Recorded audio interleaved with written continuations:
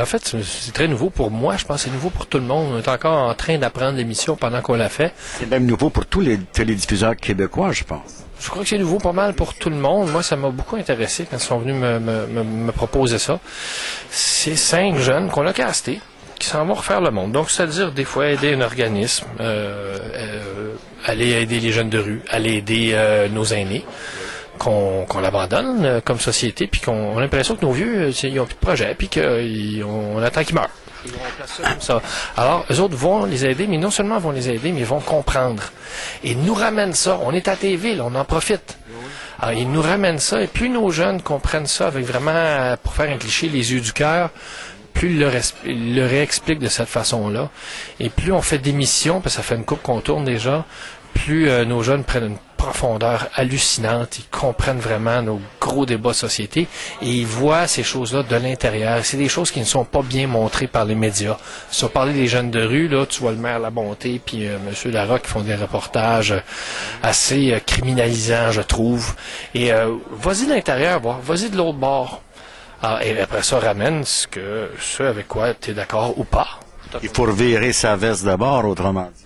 Ben, il faut accepter d'aller à l'intérieur. Alors, vous avez dit un mot d'Anne Bigra qui m'a fait un petit peu sursauter. Vous avez dit la société abandonne les gens. Vous avez employé le mot abandonner. Oui, ben oui, écoutez, maintenant... Il faut voir clair en réalité, parce qu'on veut, comme les vieux du reste. Alors, écoutez, nos vieux sont abandonnés. On a l'impression on les parque puis qu'on attend qu'ils meurent, simplement, alors que c'est pas vrai, ils ont plein de projets. Nos jeunes, depuis la jeunesse, écoutez, des jeunes qui ont fait 30 foyers d'accueil puis qu'après ça, à 18 ans, se ramassent avec un billet d'autobus quand Paul Arcand fait son film, m'a demandé où est-ce qu'ils sont quand ils sortent de là. Je dis, Rose-Croix, Émilie Gamelin, ils sont tous là, surtout dans le centre-ville. En 10 minutes, on en avait trouvé 40, c'est comme ça. Il y a tellement de gens dont on ne s'occupe pas, qu'on met de côté.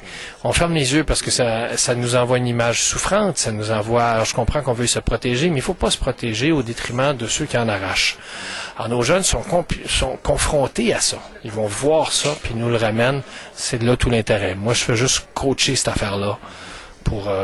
juste parce que, qu'il faut bien le dire, maintenant, j'étais un vieux chanteur, donc je n'ai vu une coupe de ça déjà, et puis il y a plusieurs de ces organismes-là. Avec tous les shows du refuge aussi, vous êtes un vieux routier du domaine. Mais le show du refuge, faut pas oublier que c'est un show de musique pareil, donc c'est pas de l'action communautaire, ça aide à l'action communautaire, parce que le refuge va pouvoir survivre une autre année.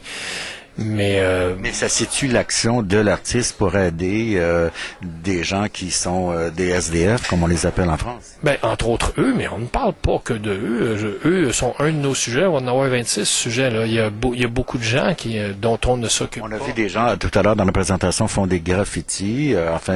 Ce sont des jeunes qui s'occupent à nettoyer, embellir la ville. Il y a ça, il y a des enfants multi-handicapés, et ça, on s'en occupe pas non plus. Pourtant, c'est des beaux enfants, et il n'y a pas de budget, il n'y a pas d'argent, il n'y a pas personne, tout le monde déserte. Et puis, c'est parce que ces enfants qui ne redonneront rien à la société, ils n'iront pas mieux.